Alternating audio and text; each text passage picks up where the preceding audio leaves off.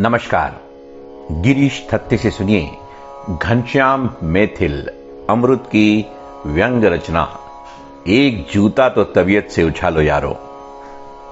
जूता यूं तो हर घर की शान पहचान और हर घर का एक प्यारा सा सदस्य होता है। यह समय और जरूरत के अनुसार घर और समाज में पांव से लेकर सिर तक की यात्रा करता है। अब वो जमाना गया जब लोग जूते से दोयाम दर्जे का व्यवहार करते हुए उसे अस्पृश्य मानकर घर की चौखट से अंदर नहीं आने देते थे। जूते आज शान से बैठक तो छोड़िए, रसोई घर जैसे उनके लिए सर्वथा प्रतिबंधित जगह भी ससम्मान प्रवेश पा चुके हैं। एक जमाना था जब जूतों के पूर्वजों ने बड़े कष्ट सहे। एक जोड़ जूते पूरे परिवार की सेवा करते थे, यानी एक ने उतारे दूसरे ने पहने, और फिर बड़ी दुर्गम और क्रूर यात्राएं। दिन भर कच्चे रास्तों, पगडंडियों, बीहड़ों के बीच से पत्थर, मिट्टी, कीचड़, कांटों में चलना, यानी जिंदगी पूरी तरह से कष्ट और संघर्षों से भरी थी।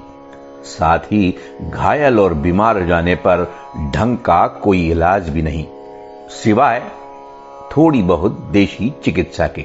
और जब तक देह का अंत नहीं हो जाए तब तक मालिक की सेवा। आपने देखा नहीं प्रेमचंद के फटे जूतों को? क्या हाल बना रखा था साहब ने। चीथड़े चीथड़े हो गए थे, फिर भी जनाब रगड़े जा रहे थे। संत कुंभनदास की मुगल शासक अकबर के बारे में व्यथा में जूतों का दर्द भी समझा जा सकता है। संतन को कहां सीकरी सो काम, आवत जात पनहैया टूटी, बिसरी गयो हरि नाम। यानी पहले जूते फट जाते थे, टूट जाते थे, मगर बदले नहीं जाते थे। आजकल दुरुस्त रहते हुए भी जूतों को पूर्ण विश्राम दे दिया जाता है। आज की नई पीढ़ी के जूते सौभाग्यशाली हैं। उनकी मदद के लिए घर में कई जोड़े दूसरे साथी उपस्थित है और रेस्ट भी भरपूर। सुबह जॉगिंग के लिए अलग, दफ्तर के अलग, पार्टी में जाने के अलग, और इतनी आराम तलब जिंदगी के बाद भी आराम करने के लिए अलग से एक कमरा, यानी शूरेक वाली कॉलोनी। अब तो हर घर में जूतों की इतनी भीड़ है कि कई जूतों को तो महीनों हो जाते हैं मालिक के पांव देखे। आजकल जूते बिना पांव के भी चलते हैं, या कहो उछलते हैं।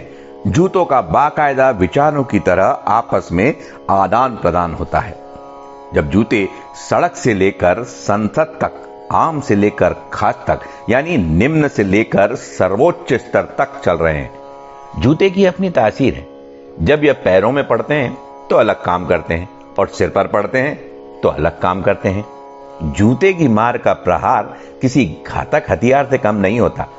इसका असर कलम, गोली, गाली और तलवार से भी खतरनाक होता है। बाकी सबके दिए घाव भर सकते हैं, पर जूतों से हुआ घाव कभी नहीं भरता। जूतों की बात ही अलग है। जूते कभी छिपाए जाते हैं, कभी दिखाए जाते हैं, कभी तुंघाए जाते हैं, कभी खाए और खिलाए जाते हैं। यानी यदि आप सोच रहे हैं कि जूते केवल पैरों में पहनने के काम आते हैं, तो आपसे बड़ा अज्ञानी भला कौन होगा। लकड़ी के जूते खड़ाऊ कहलाते हैं, जो संत महात्मा पहनते हैं, क्योंकि दर्शन में प्रदर्शन का तड़का जरूरी है। कभी कभी जरूरत के अनुसार जूते मखमल में लपेटकर भी मारे जाते हैं। इसके साथ ही चमड़े और कपड़े का जूता जहां काम नहीं करता, वहां चांदी का जूता काम करता है। लोग जूते की ठोकर, जूते की नोक, जूते की माला का भी आवश्यकता अनुसार प्रयोग करते हैं। जूते अकेले में चलते हैं, जूते भरी महफिल में चलते हैं, जूते पैदल और गाड़ी तथा हवाई जहाज में चलते हैं, जूते खेत खलिहानों में चलते हैं, खेल और युद्ध के मैदानों में चलते हैं। यानी आज जूते और आम आदमी जैसे एक दूसरे का पर्याय बन गए। साहब के जूतों को हाथ में उठाना सौभाग्य का प्रतीक माना जाता है। साहब के चरण ही नहीं, जूतों के चुंबन की भी हमारे चमचों की दुनिया में सुदीर्घ और समृद्ध परंपरा रही है। हमारे यहां तो खड़ाऊ शासन की भी उज्जवल परंपरा रही है। और जो प्रभु श्री राम मतलब त्रेता से लेकर आज कलयुग के प्रजातंत्र में बखूबी चल रही। जूतों की अपनी महिमा है, जूतों की अपनी खासियत, जूतों की मार में आवाज कम असर ज्यादा होता है। जूते देश ही नहीं दुनिया का इतिहास और भूगोल बदलने की कुव्वत रखते हैं।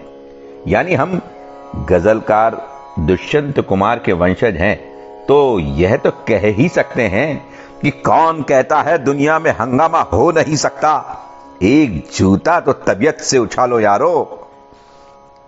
धन्यवाद।